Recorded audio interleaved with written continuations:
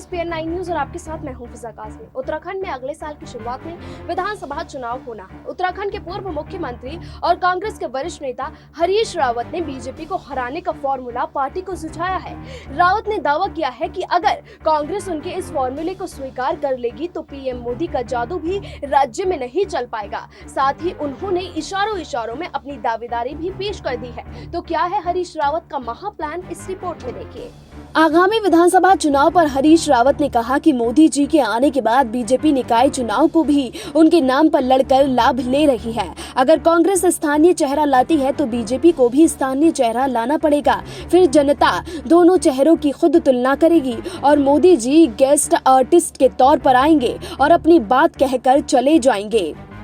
कुल मिलाकर राउत ने राज्य में पार्टी की ओर से मुख्यमंत्री पद का चेहरा घोषित करने की जरूरत पर जोर दिया है। उन्होंने ये भी स्पष्ट किया है कि अगर पार्टी उन्हें जिम्मेदारी देती है तो इसे पूरी निभाएंगे, लेकिन किसी दूसरे का चयन करती है तो वो उसका पूरा सहयोग करेंगे। उन्होंने ये भी कहा कि अगर मुख्यमंत्री पद का उम्मीदवार घोषित नहीं किया गया तो बीजेपी अपने संगठन और धनबल की बदौलत आगामी विधानसभा चुनाव में कांग्रेस पर भारी पड़ सकती है।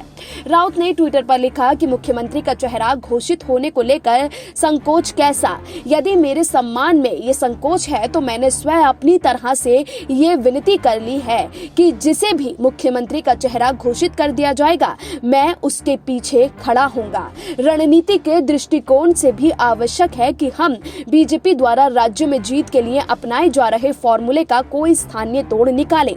स्थानीय तोड़ यही हो सकता है कि बीजेपी का चेहरा बनाम कांग्रेस का चेहरा चुनाव में लोगों के सामने रखा जाएगा ताकि लोग स्थानीय सवालों के तुलनात्मक आधार पर निर्णय करेंगे। मेरा मानना है कि ऐसा करने से चुनाव में हम अच्छा कर पाएंगे। उन्होंने अपनी पीड़ा जाहिर करते हुए कहा कि पार्टी के आधिकारिक पोस्टरों में मेरा नाम और चेहरा स्थान नहीं पा पाया। मैंने उस पर भी कभी कोई सवाल खड़ा नहीं किया। यहाँ तक कि मुझे कभी कभी मंचों पर स्थान मिलने को लेकर संदेह रहता है तो मैं अपने साथ अपना मोड़ा लेकर के चलता हूँ ताकि पार्टी के सामने कोई असमंजस ना आए। तो आज भी मैंने केवल असमंजस को हटा दिया है, तो ये दनादन क्यों? रावत ने आगे कहा कि अमरिंदर सिंह को पंजाब में मुख्यमंत्री पद का उम्मीदवार करने पर पार्टी को फायदा हुआ।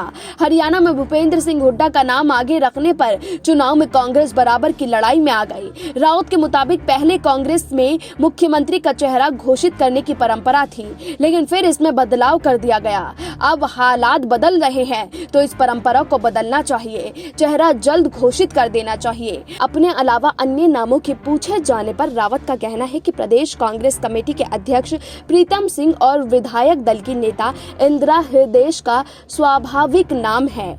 कई दूसरे नेता भी पार्टी इसमें किसी को भी घोषित कर सकती है तो मैं उसका पूरा सहयोग करूंगा। अब देखना होगा कि पार्टी रावत के फॉर्मूले को कितना तरजीह देती है। लेकिन अब देखना होगा कि क्या कांग्रेस हरीश रावत के इस फॉर्मूले पर काम कर पाती है या नहीं। फिलहाल अभी के लिए इतना ही, लेकिन देश और दुनिया की तमाम बाकी खबरों के लिए आप जुड़े रहिए SPN9 न्यूज के साथ।